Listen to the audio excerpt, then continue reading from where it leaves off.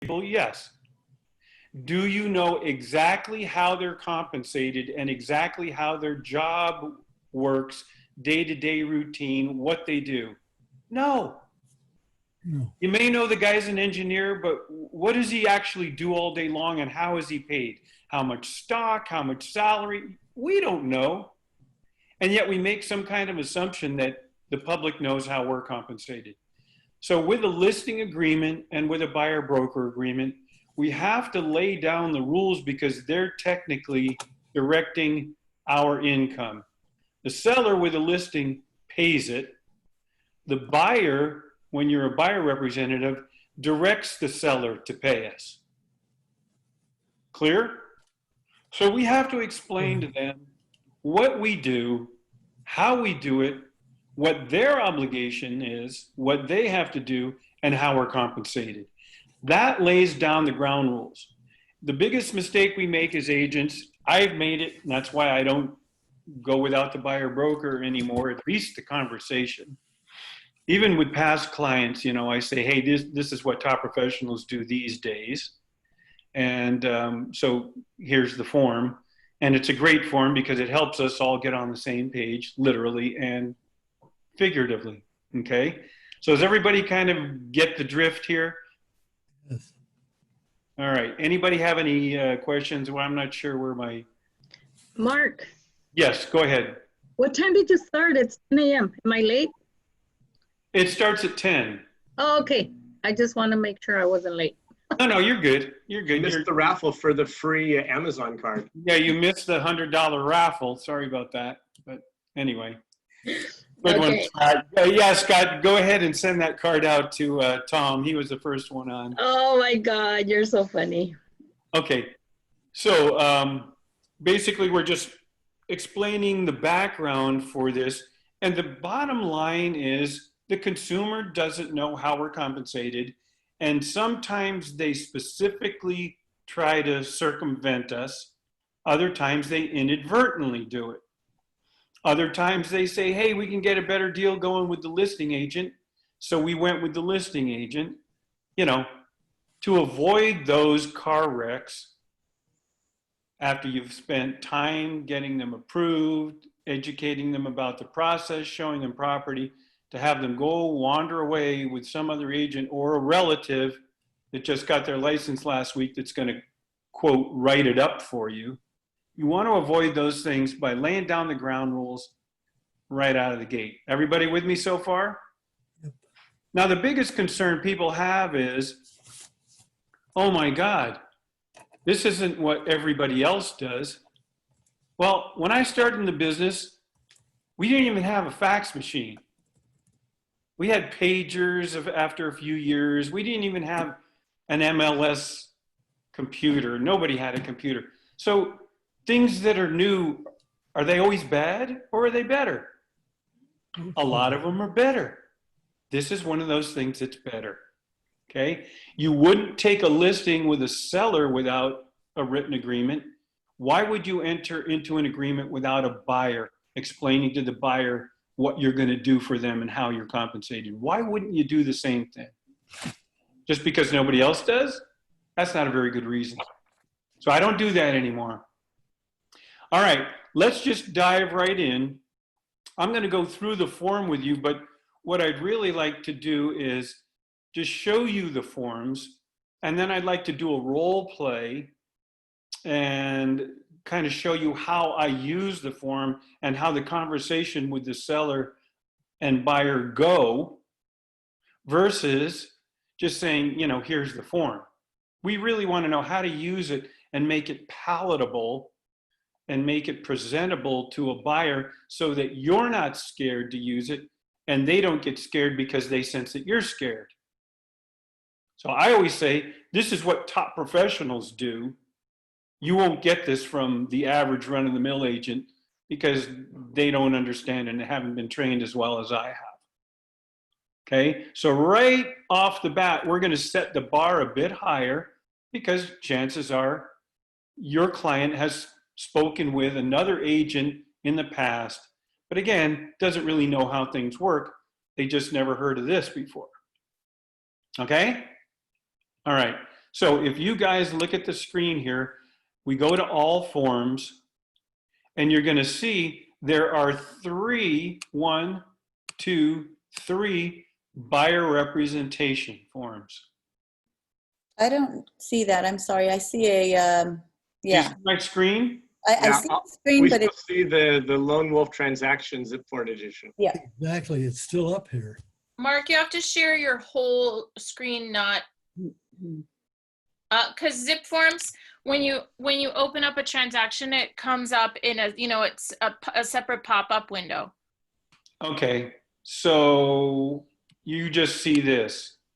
We see the opening screen for when you sign up for, CAR and zip forms. Thank you for using Lone Yeah, Wolf. drag the form back onto that screen. This one. Now do you see it? No, No? Good. you have to do share your whole desktop. Okay, let's go back to share screen. Share screen. What? Why isn't it working? There's back to meeting. Share screen. Sorry, guys. Hey, Mark, it's Brian. Try to stop sharing your screen first. Can you do that? Hit stop All right. share. Let me move these guys. All right, stop share. Mhm. Okay. Yeah. Now hit share screen again. Got it? But do the whole desktop. Yeah, do you see And like which it's one is whole desktop? I have desktop right here, one. usually it's desktop one. Perfect. Perfect. There you Okay, go. you guys see everything, right? You see my Yeah. cursor? Yeah. Now Yep, you that's can it. see this, Mhm. Now we got right? it. You guys are awesome. Okay, good. Thank you. Cool. All right, See, that's why I teach classes, is so I can learn something. That's right. All right. So getting back to, can you see your pictures here? Can you go back to the part where there are 3 forms to choose? Yes. Let's start Thank from you. the top. You see there are 3 forms to choose? There we go. Thank you. Okay. Here's the key. One of them is the right one. The other 2 are the wrong ones. Yep.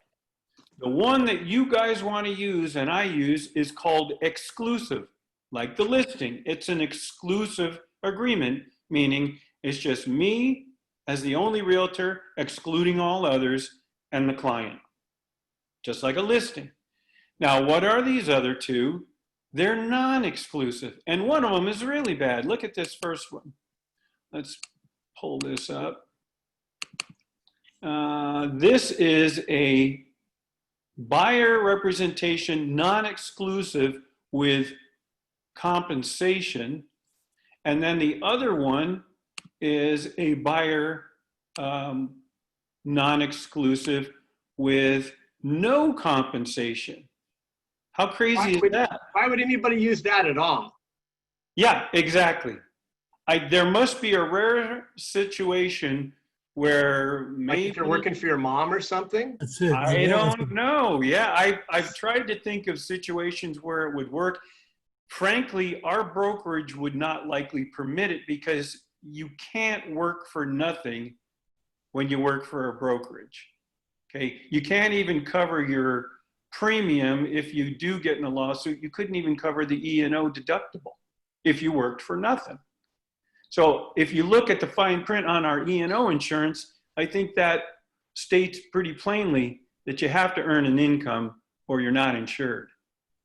So you got to look at the fine print on our E&O. I haven't looked at our policy, but when I've had my own in the past, that was one of the items. So don't do that. And then this other non-exclusive is for compensation. I mean, you know, you're getting compensated, but it says you can work with other agents. That's not what we're after. We want a one-on-one, just the 2 of us kind of thing. All right? Any questions on that so far? Good. Now let's go to the one we're supposed to be using, and that's this one, exclusive. All right? Okay, so here's where the role playing starts. Scott, would you like to be the buyer? Sure, I'd love to be. Okay, good. So what I'm going to do is I'm going to just go through this presentation as though Scott just walked into the office or got on Zoom and we were meeting for the first time to have a business conversation. We've chatted a little bit. He was referred to me. That's how I get 99.9% of my business is through referral. So Scott was referred to me from another Apple, tech person. He's moving down from San Francisco to Los Gatos, Cambrian area, and we're going to meet. And so this is how it's going to go. Now, if you guys have a question, just jump in. All right. Let's try it that way because I don't know how many people are on this. I haven't looked, we're participating, but it's a small enough group. Okay. So Scott, thank you so much did I do that? There we go. Try and get rid of that. Okay. Scott, thank you so much for coming in today. This is going to be exciting. It's going to be a little stressful, but we're going to make it as seamless and as smooth as possible because we have a very structured approach. First thing is we're going to define our roles, what I do, how I'm compensated. Jackie and I are going to be your representatives, and you're going to have a short list of things to do, which will include following up with your lender, getting your loan approved, and basically going out and looking at properties with us. Does that sound like something you'd like to do? I'm sorry, can I interrupt just really quick? Yeah, go ahead. Can you record, are you recording? Yeah, we're recording. Okay, sorry about that. Okay, continue. No problem. That's why we do it this way. Okay. So does that sound like something you'd like to do, Scott? It does, Mark. I'm excited about that. Okay, fantastic. Good. So here, let's dive right in. Now, the first thing that the commissioner of real estate wants you to know is that in real estate, unlike other salesy types of transactions, cars or whatever, you've actually got somebody in your corner with some legal responsibilities, okay? So here's the way it works. The seller has an agent, the buyer has an agent. You'll notice the duties to the buyer by the buyer's agent and the duties to the seller by the seller's agent are identical, okay? We have to use fiduciary duty, utmost care, integrity, honesty, and loyalty in dealing with the seller and dealing with the buyer. And in certain cases, one agent or one agency can represent both parties. Now, I'm just going to be representing you. If we find that you like one of the listings I have, I'm going to bring in another agent to work together with us so you all always have somebody in your corner and the seller has somebody in their corner. Does that make sense?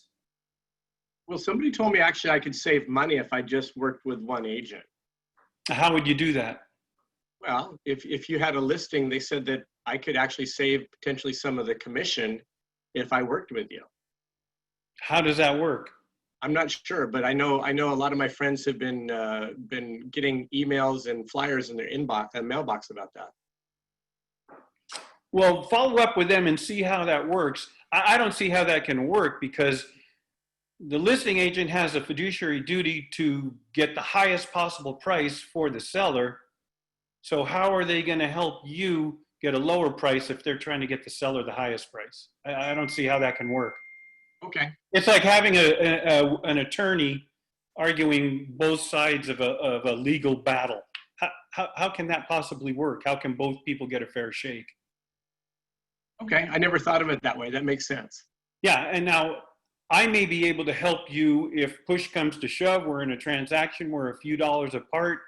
I may be able to help you by crediting something if the opportunity arises and it makes financial sense and I can get my management to sign off on it.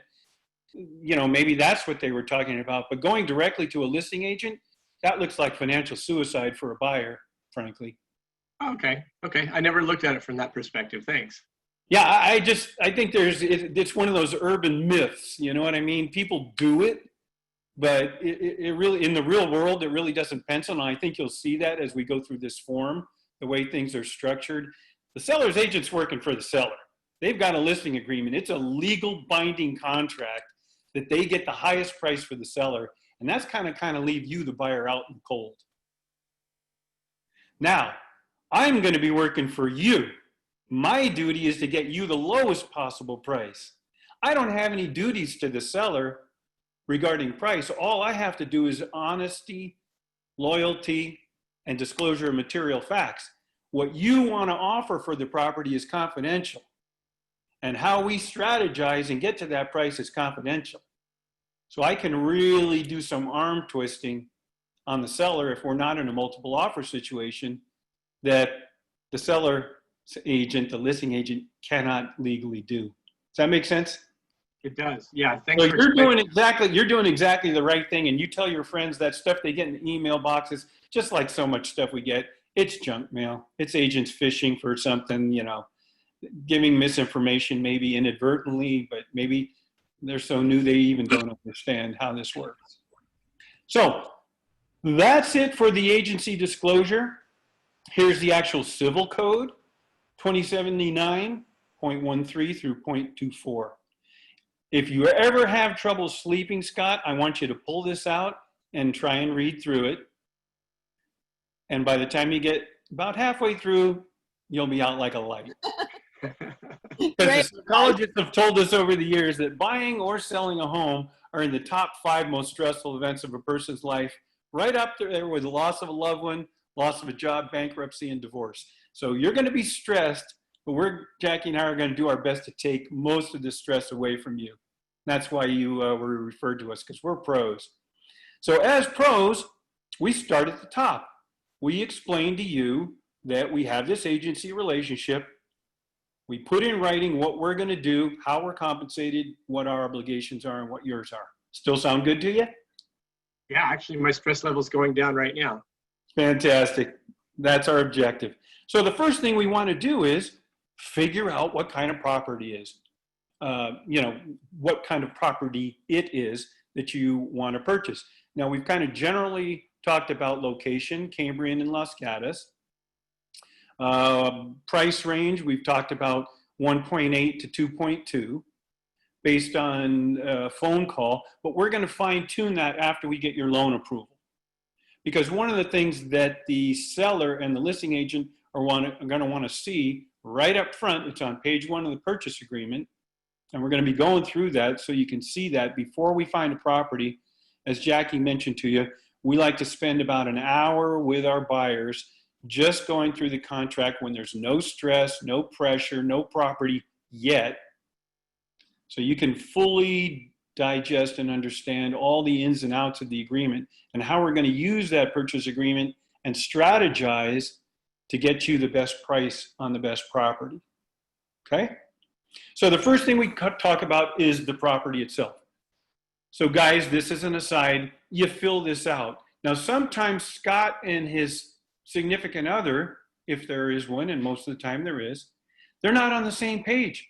You're going to find out that she wanted a 4-bedroom, he says 3. She wanted a 2-story, he wanted a ranch. He wanted a detached garage so he could play his drums out there. She wanted it attached so she doesn't get wet running the groceries in the rain to the house from the car. You get what I'm saying?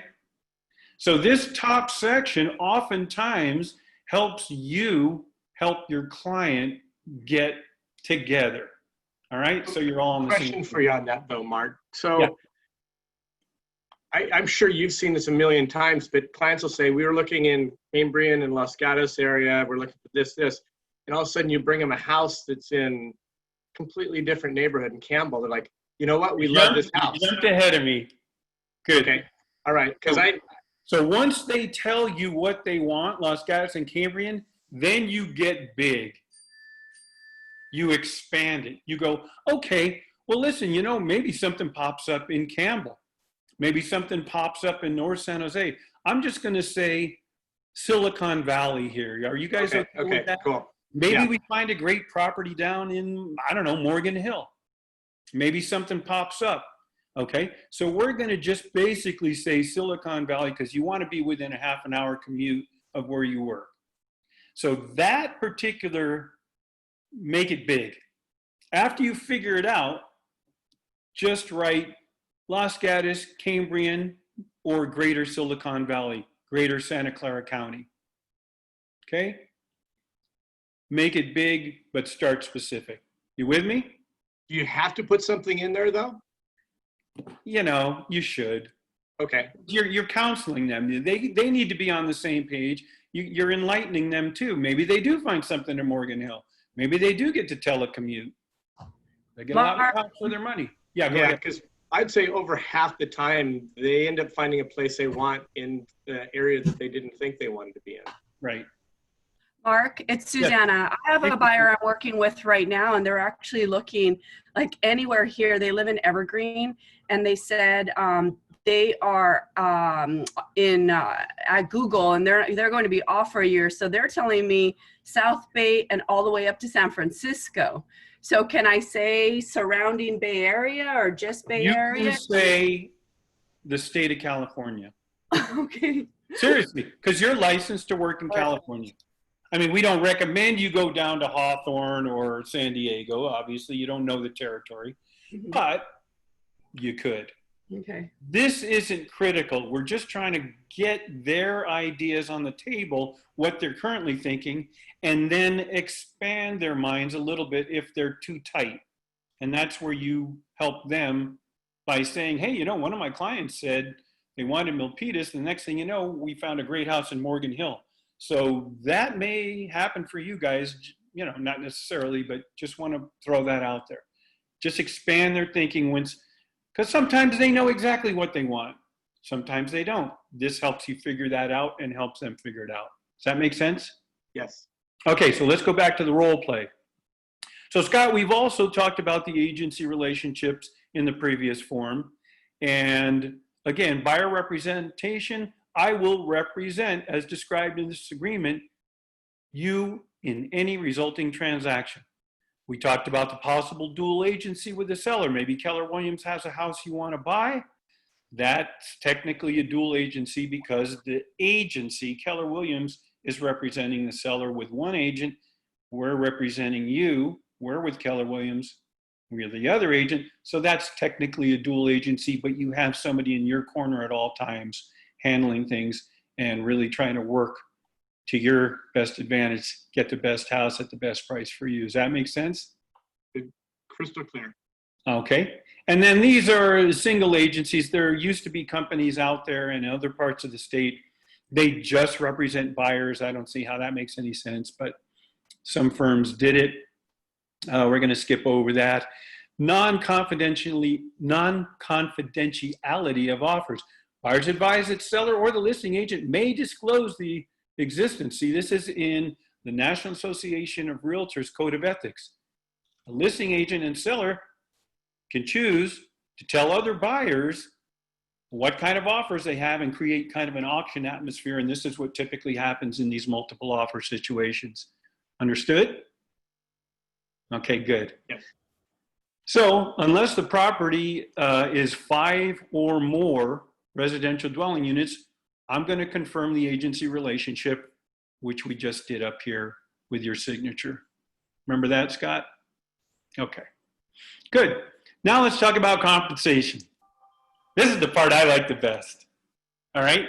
Basically, what happens here in Santa Clara County and in most of California, you as the buyer, when you write the offer, and you'll see this in the offer, you're going to instruct the seller to send 2.5 or whatever's published in the multiple listing.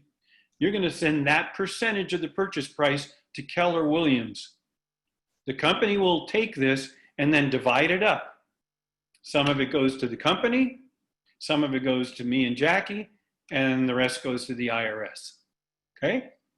So of that 2.5, Jackie and I will receive anywhere between a third and 0.1%, and the rest is divided among the IRS quarterly and the company, because they got to keep the lights on and pay for the copiers for us and so forth. Does that make sense? So this is just to let them know about what your compensation, right? Your compensation and everyone else's compensation.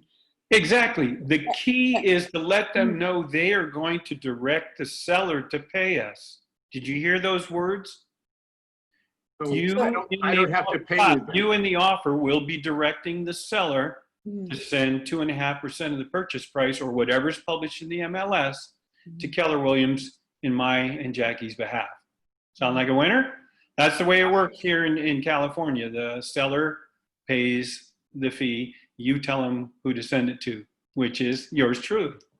But at this point, we don't know what they're getting yet, right? I mean, We know they're getting 2.5% oh, God. commission for what's published in MLS, and that's all that matters. Mark, Yes. the other thing I want to state about what you just said that I really like is you also talked about how it's broken out. So in your own way, you let them know I'm not getting all of that money. And also the government is getting, right? So kind of handling the objection before you ever get it. That's right. And I really make this clear in my listing presentation because they are shelling the money out. And they think I'm getting 5%. If only that were the case, right? We know we're going to end up at the end of the day with about a point. And the brokerage gets about 0.5 and the IRS gets a point. At the end of the day, we're working for 1% of the purchase price, depending on your split, anywhere between 0.8, 1/3 of 2.5, or 0.1% of the purchase price. And they need to know that. Sellers especially, but yeah, I bring it up here. I don't dwell on it too much because again, it's the buyer, but they get to see 1% of whatever they buy. Okay, 1.8, it's $18,000 before expenses. So it's not a ton of money because they're making 20 grand a month too. Scott is, right? Yeah. Oh, he's a high-paid engineer. He makes about $150,000 a year. Between him and his, spouse, they each make 150 to 100, okay? Which a lot of our clients do, right? Entry-level engineers make what? 22,000 a year now? Okay, so that's page 1. Any questions on page 1? Scott or anybody else? I have a question. Go ahead, please. Okay, so I used this form over the weekend, and you see where it says part 3 on the first page, the very last item, 3, pursuant to the compensation schedule attached to the addendum. And what I did was I checked that box, and it doesn't bring up an automatic addendum like sometimes they do. Right. So then I went searching for addendums, and all the addendums were for a buyer and a seller to sign. Well, there's no seller yet. So what addendum do you use if you are laying out? And what I was laying out was I was helping a guy buy a FSBO. And basically I said, it's going to be 3%, but if I end up having to if he doesn't hire someone to represent himself to do all the paperwork, then I'm going to ask him to pay another 1% because I don't want to do the whole transaction, do the buyer and the seller side without getting some compensation. And both the FSBO guy and the buyer were happy with that, but I couldn't find a suitable addendum. Yeah, well, that's because you're looking in the wrong area. Yep, that's you really want a 4% listing agreement. Hey, Mark, can I chime in on this? I was just going to say, and the next thing you have to do is talk to Jim Meach. But yeah, well, I did, but he got back to me so late, and it was all happening first thing. Go ahead, Mark. So yeah, I just had to it's jump Mark. in there and do the best I could. Yeah, so it's Mark Von Cano. So let me tell you our policy on this, okay? Okay. So if I hear this right, Mary, what you're discussing is in the event that you're out there soliciting your buyer and you come across a FSBO or a property that's off the market, and the seller, you're going to decide on how much commission you're going to charge to represent both sides, right? Well, I wanted to only represent the buyers. Totally. So that's where I'm going with this, okay? We will not let you guys represent both sides of a transaction for like a 2.5 or 3%. So right. To that point, when you come across that scenario, that's exactly what you want to do. In the contract, you state that I am, agent only represents the buyer, seller must have their own representation, and that excludes you from representing the seller, okay? Right. In the event the seller says, hey, what would you charge me to represent my side? The minimum, and it depends on the transaction, the minimum we would probably potentially go with is maybe a 4% minimum. Mm-hmm. Generally, we want to get that 4.5, 5 because of the liability involved. Mm-hmm. So if you guys have that situation, make sure you got plenty of resources. If Jim's not getting back to you or I'm not getting back to you, we're both available, and you can always go to Brian. when you're in that situation. So if you're hitting a wall, but what we don't want you to do is you're out there with this 2.5%, 3% buyer broker agreement. You come across one of those scenarios, and now you're representing both sides for 2.5 or 3%. Yeah, no, I wanted the seller to get his own representation, but he was very resistant to doing that. And I realized he doesn't have a way to counteroffer. He doesn't, he has no way to handle all his paperwork. Right, but that's where you have to clarify it. And this is where you can't, you don't want to get here's a script for that. Listen, Mr. Seller, I appreciate that, you don't want to pay the extra money. However, this is the largest asset, and the amount of liability that carries, you need your own representation. Now, as I always said in the office, I'm very reluctant to say, oh, and I'll represent you, especially if it's an off-market sale where you're representing both the seller and buyer. Huge liability, huge red flags, okay? What I would do is, listen, Mr. Seller, you need your own representation. I've got a real estate attorney that I can refer over to you, or I can refer you to another agent. And then I would ask if it's another agent, I just ask for a referral fee. However, they're probably going to negotiate a low commission on that where it's not worth it. But that conversation with the seller needs to be, you need your own representation. Now, if the seller who's a retired real estate agent or they feel they can do it themselves, that's great. But you need to have a disclosure in there that you are only representing the buyer in this case. Perfect. I'm going to jump in there, Mark, but. Hey, no worries. No, I'm glad you did, because I was going to have the same conversation. And Mary, you can call me too if you can't get a hold of the three of those guys. Thanks. It wasn't Jim's fault. It's just that it happened. Oh, no, I know. Oh, it's going to happen. I'll guarantee you there's times where I'm not going to be able to respond sometimes too. So it just happens. Okay, right. Thanks. Okay. So generally speaking, I just check box A, and I write 2.5% of the purchase price in 3A, and that's about it. Okay. You don't put a dollar value in the other box? What's that? You don't put a dollar value? No, I put 2.5% period. Okay, because it says and. Mark, yeah, you can write NA in there. Mark, it's Susie here. So what if you came across a listing that offered 3? So don't you write like 3% or what? You can, that's where you check the second box, and then you write in whatever amount published in MLS. Thank you. Perfect. Wouldn't that be the easiest way to do it, just to keep it very general? Yeah, but again, I like to spell it out. If you just say whatever's in MLS, how do they know what that means? If you fill out both boxes, 2.5%, they can kind of do the math. And we just talked about 2.5% a moment ago. So I usually check both boxes. Well, like the last deal I did here in the. Because you don't want to give up 0.5%. Yeah, I got 3% on the last deal I did a few weeks ago. But are you locked in at 2.5% if you specify 2.5%? Well, yeah. That's why I say 2.5% or B, whatever is offered in MLS. Got it. Okay, cool. That way it covers everything. And you might take a haircut too. There are a couple of agents, I saw one recently, he only offered 2%.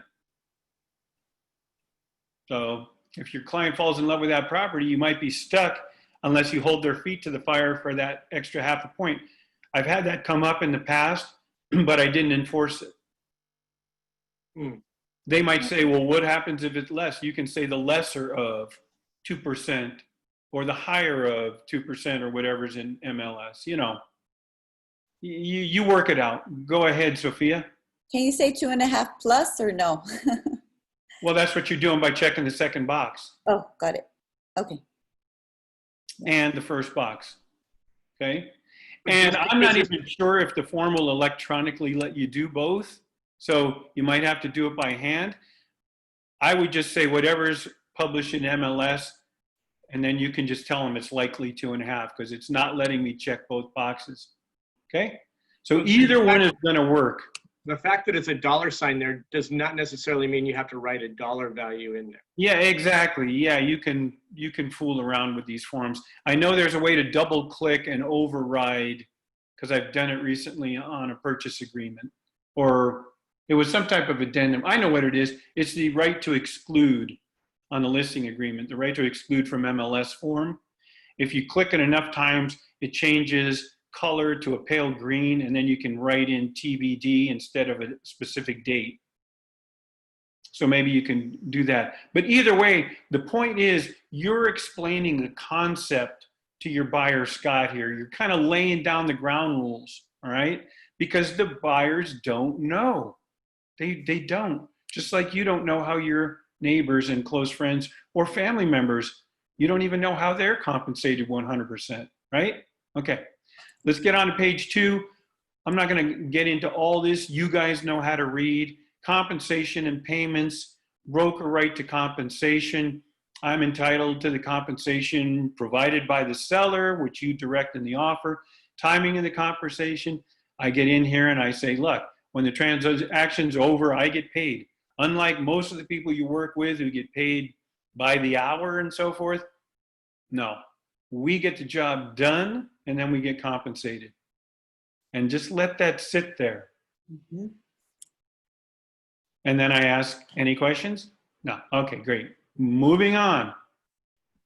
Buyer includes anybody, a relative, anybody related to them, working on their behalf, if they have an attorney or a trustee or power of attorney, whatever. That explains that. Internet advertising. It's not just Keller Williams. Anywhere we discover properties is fair game, okay? So properties presented on the internet, neither the service provider or the broker has control over access, yada, yada. I spent a lot of time here, not a lot, but a few minutes. Authorizations and obligations. I go through this word by word. So Scott, we would be reading together. Buyer authors, you're going to authorize me to locate and present properties, assist you with financing, upon request, give you a list of professionals, service providers, inspectors, reports, yada, yada, yada. And I go through this carefully, word by word. Everybody get that? So you're going to find the property for me, but what happens if I find the property myself, just doing my own internet search? Do I still have to pay? Are you still paid? Of course, yeah. The sellers already have an agreement through multiple listing, and I'm a member. So as a member of the multiple listing service, the seller has said, I'm going to give a buyer representative 2.5% is usually what they say. So yeah, it doesn't matter who finds the property or where it is. If it's in multiple listing, I'm going to have my company receive 2.5%. Oh, okay, but if I find it myself, do I get a discount then? How are you going to find it? I use Zillow and Redfin. It's on my phone. Yeah, but those properties are on multiple listings, so I have access to them too. Who's going to know whether it hit your email first or mine? Well, I every morning when I wake up, I get all these new listings on my Redfin thing. Right, I'm sending those to you. They're coming from me. Okay. Yeah, our app is called Real Scout, and what happens is a listing goes into the multiple listing system. My app, Real Scout, sends it to you and me because it fits our search criteria. Redfin, Trulia, Zillow, they pirate it from MLS and then they broadcast it as though it's their information. It isn't, it's public information. And then it goes to your email. So whether Real Scout gets there first or Redfin first, I am the one generating these to you. So that's how we receive our compensation. How about if my neighbor is selling their house, but they haven't put it on the MLS yet? Talk to me. Yeah, okay. How does it work? Who's going to represent them? I don't know, because I just heard a rumor that Bob, 2 doors down, may be selling his house. And I'm renting this house, and I'd love to buy Bob's house if he's selling it. Well, let's talk to Bob. We can work that out. You know, maybe I can get an agent involved, find out who his agent is, and maybe get you in there ahead of the general public and, you know, see if it's a good fit for you. Okay, okay. First things first, we got to get your loan done because that's what they're going to ask for, whether no matter what agent Bob hires, he's going to want to see the money. Got it. All right. Moving on. Here's the scope of duty. Okay. And then I like to go through this. Broker, buyer acknowledges and agrees that broker does not decide the price, does not guarantee condition, does not guarantee performance, is not responsible for defects, not responsible for inspecting, yada, yada. I go through this carefully. You guys do the same thing. And we owe no duty to inspect for common environmental hazards, okay? That's handled by Earthquake Safety Booklet and the NHD.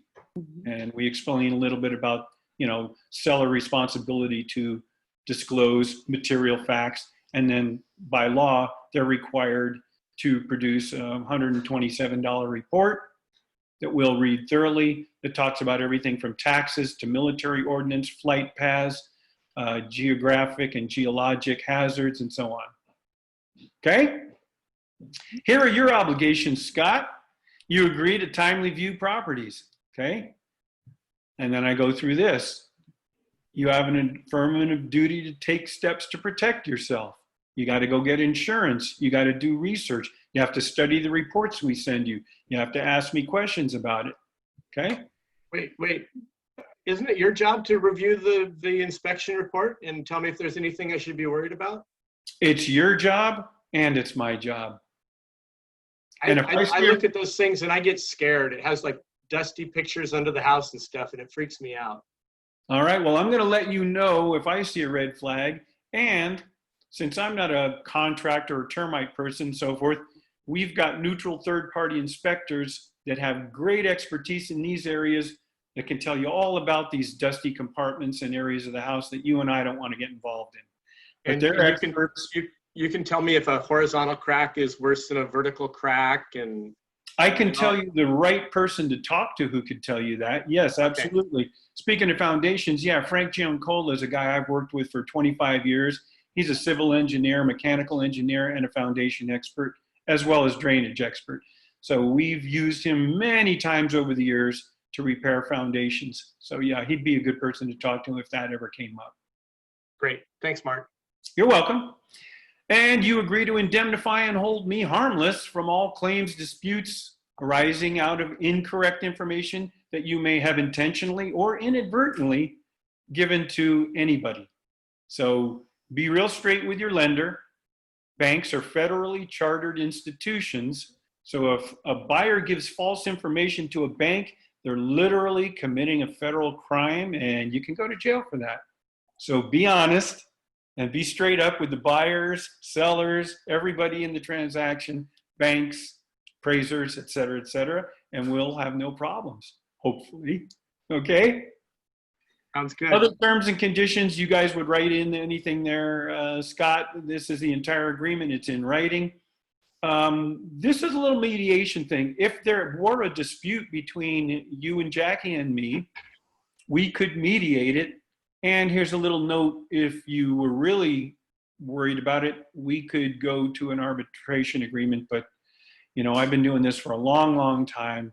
And I've never had an opportunity to go into mediation or arbitration with a buyer client. So we're going to be in good shape. Does that sound good? I don't want to be your first one. All right, attaboy. Just read the rules here. Do what you're supposed to do, Scott. Don't mess around. All right, and we'll be fine.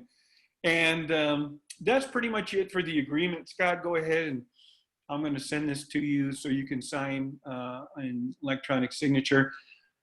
This is an important form. I'm going to let you read this, Scott, at your leisure.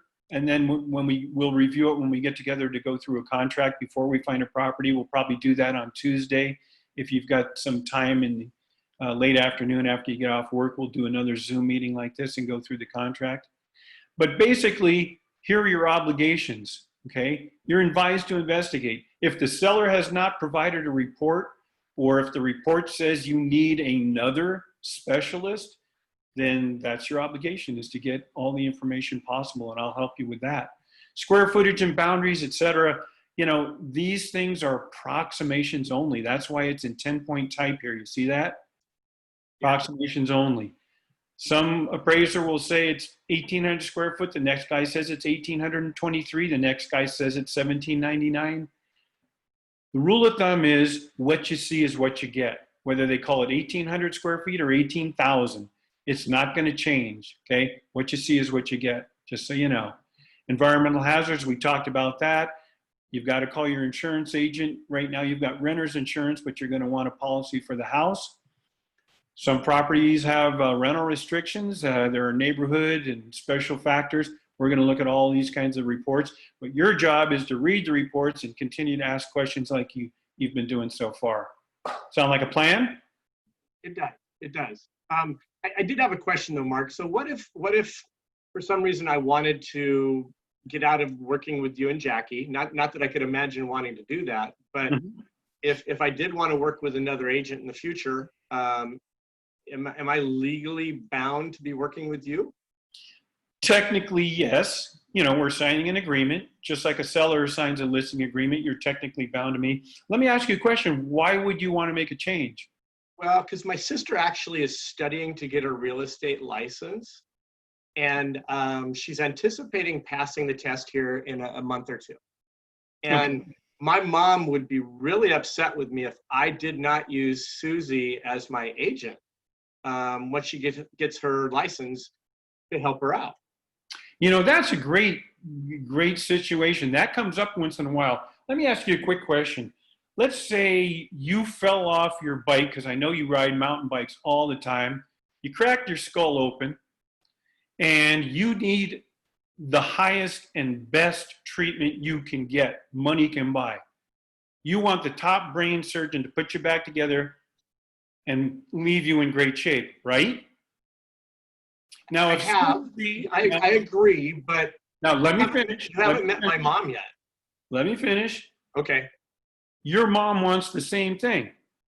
Now, Susie started reading a biology book last week in anticipation of getting into college, getting a biology degree, and going to medical school.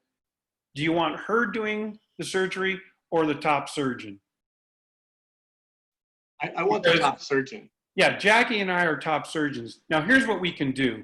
We want to help your sister out. So what we can do is go to one of the industry caveats, and we can send your sister, if she's got her license already hanging with a broker, we have the right to send her 25% of the gross commission to her broker, and he can or she can pay your sister. How's that sound? That sounds very interesting. Now, can she get credit on the MLS for that transaction as well? I don't know how that works. They're not set up to do that. We could put her down as a co-buyer's agent, but I'd have to look into it. Well, because she just wants to get a track record of transactions and some money, of course. Understood. That may or may not be feasible. I can look into it. Currently, as far as I know, MLS doesn't have things set up to where she would get credit. Jackie and I would be the buyer's agent. It's possible she could be listed as co-buyer's agent, but normally when she receives this fee, she just receives the fee. Now she can use it in her advertising, okay? She could say received referral fee or something like that, you know. She can write on Facebook, but you know. I'm thinking about Thanksgiving when my mom flies in from Kansas and we're all sitting at the table together. Well, why don't you call your mom and tell her that we want to send your sister this fee, and as long as she has her real estate license, we're good to go. Okay, all right. I think we can make that work. Good. It's very accommodating. Thank you. Yeah. No, we're happy to do it. We'd like to help her. She's going to need the money because it's a difficult transition going from receiving a paycheck to working and working and working for weeks and months and maybe years, and then finally closing a transaction and getting paid. It's a lot of work up front without any compensation. So I can only imagine. California Consumer Privacy Act, go ahead and read through this. Basically, you've probably seen this from all kinds of people that you work with, vendors, your phone, your lenders for your car. Everybody's got consumer privacy disclosures, and we do too. So let's make an appointment for Tuesday to go through the purchase agreement, and Monday you're going to talk to your lender. What time's good for you, 3 o'clock or 7? I would need to confirm with my wife. She's the one that keeps the calendar in the Perry household.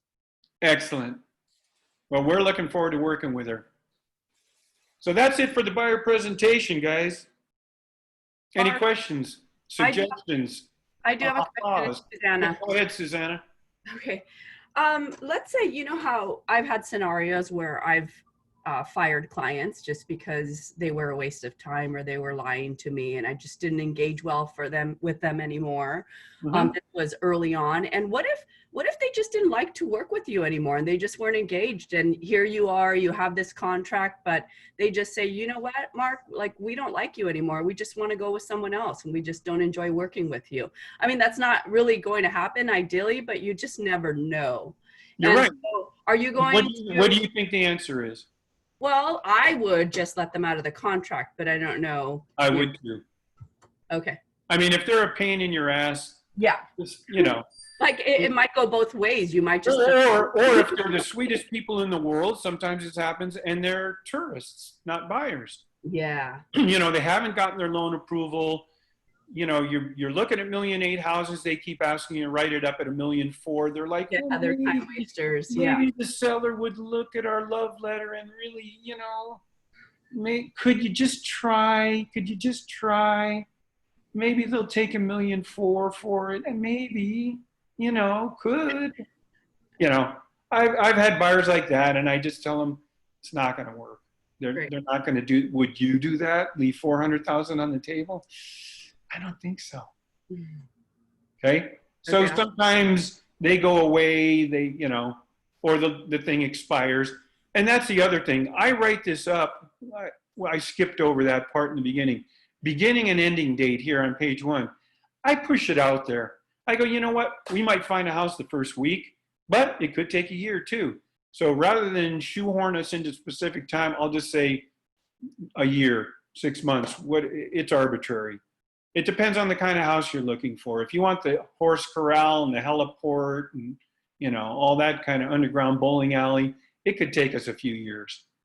But if it's a straightforward property, 6 months, 12 months, depending on how hot the market is and how low inventory is. So use beginning date, make that broad, just like we talked about making the location broad.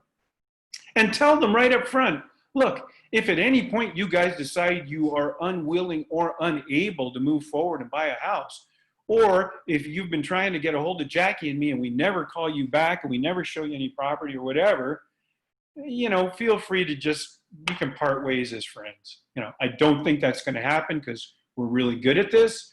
But if it gets to that point, then just go ahead and say, hey, we're done. You know, we're tired.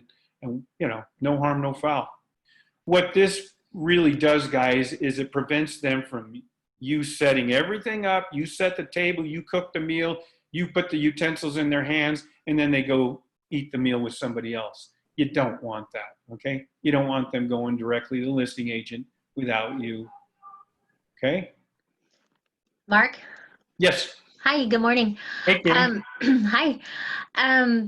So when you release a client, let's say you're going to part ways, is there anything you need to have them sign or any? I don't think there's a form for that, but I mean, there's probably a termination agreement. Okay. If I go to forms here, I can probably find something if I write termination, you know. It doesn't sound like you use that. I've never used one. Okay. I just was wondering, since you signed an agreement to go into a relationship, I was wondering if you needed to exit. Yeah, no, I think it is right here. Termination of buyer agency. Oh, there you go. Okay. So that's the form. Okay. There just you go. Curious. Interesting. Has entered into a written or blah, blah, blah, blah, blah. There it is. Termination, yada, yada, compensation, you know, there it is. One pager. Great. I just was curious. And there's a lot of people that, I don't know, might want to jump back on you for some reason later, and you don't want that. So you might want to just terminate it officially. Yeah. You know, I like to leave this stuff open, but, you know, or it just expires and they are unable to get a loan or something like that. But, yeah, I think the key here, guys, is that you explain to the buyer what you expect. You expect an exclusive relationship. We're together in this. excluding all other brokers. Okay? That's my expectation. Now you know the ground rules, Mr. and Mrs. Buyer. Here we ratify it in writing, which gives it a lot more weight, which makes it much, much less likely that they're going to stray. And there you have it. Okay? Any other questions? How are we doing for time? Good. We got about 4 minutes left. We can either quit early, or if you guys have questions, fire 30 away. seconds. Have you got a 30? Yeah, go ahead, Tom. Let's say you get a guy out and everything's been fine, and for some reason 6, 8 months, and you get out either verbally or with a form. Isn't there a caveat in terms of, hey, you find out 90 days later that a thing that you all worked on, they jumped over there and got in directly. Would that bother you? Do you think you deserve the compensation of some sort for the? Yeah, that's where you go to the board and file a grievance. Okay. Because they had an agreement with you. Okay. And yeah, you know, you showed them a property, and I don't know. That's where you'd have to sit down with Mark and Jim Meach and just say, here's what happened. Or, you know, if I were like when I was team leader, we'd figure out if you were the procuring cause, and that falls into the procuring cause. Was there an unbroken chain of events? Probably there was a break in the chain, but you can still go after the buyer in a small claims court potentially. Okay, maybe you take this to the judge and go, Judge, I had an agreement with these guys. They went behind my back and, you know, paid somebody else a $50,000 commission for this $2 million house. So I want to get at least, you know, 10,000, which is, or 15, whatever small claims court is up to. You might have a way to go after the buyer there, but, you know, you have two options. Either you were the procuring cause or not, and if you weren't, then you'd have to go try to enforce the buyer broker, but nobody to date has done it that I'm aware of. Now, maybe if you talk to Marty Mead, he may have some case law, and he would be the best person to ask, or, you know, Kathleen or Nicole, if there has been any test of the buyer representation agreement. But it doesn't happen very often, and the bottom line is it gives you a great opportunity to explain to the consumer how it works, what we expect. You don't just let them go out there running around without a clue as to what you expect. That's how you get burned. Sure. Okay. Any other questions? Yeah, Mark, this is Javier. I have a question. Yeah, Javi, what's up? Hey, just out of curiosity, do you feel it's better to go through this before a buyer consultation or after? Well, this is my buyer consultation. You just saw my buyer consultation. Okay. So, I mean, we've had a phone call. Yeah, let me clarify. We've had a phone call. Scott said he wants to move to the area. He thinks he can afford $2 million. And I say, good, well, let's get together. And then usually it's face-to-face or mask, as the case may be, or Zoom. But this form really suffices, you know, right here in the first paragraph, property required. So it's like a listing agreement, like you've said. But at what point are you looking at properties to kind of get an idea of like what they're actually looking for and all that? I like to go out after they've gotten their loan done, because it just spells and speaks volumes about the buyer. If they're dragging their heels and they don't get their loan approval and they don't get their taxes in and that, you know, these people, you may want to cut them loose or refer them to your best enemy or something. Yeah, you know what I'm saying? But a lot of times they come pre-qualified. They know what they're, you know, what they can do, and so that's a whole different ball game. If they're already pre-qualified, you immediately get in contact with their lender, find out what turn times are, and then you go start looking at properties once you've gotten this buyer broker agreement ratified. Okay, thanks. Sure.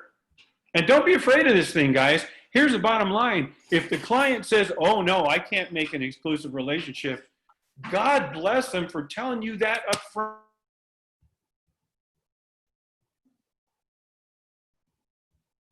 Oh, what happened? We lose you, Mark? He froze up. Oops. Frozen. Peace, guys. Aw. You guys saying something? Kimmy, what's